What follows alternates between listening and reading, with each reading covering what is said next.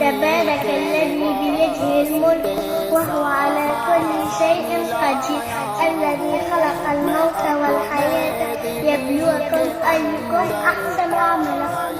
وهو العزيز الغفور الذي خلق 7 سماوات طباقا ما ترى في خلق الرحمن من تفاوت فارجع البصر هل ترى من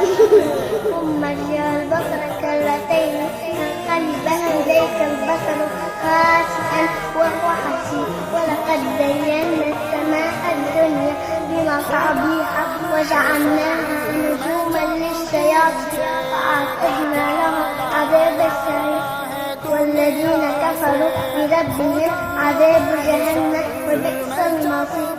ألقوا فيها سمعوا لها شهيقا وهي تفور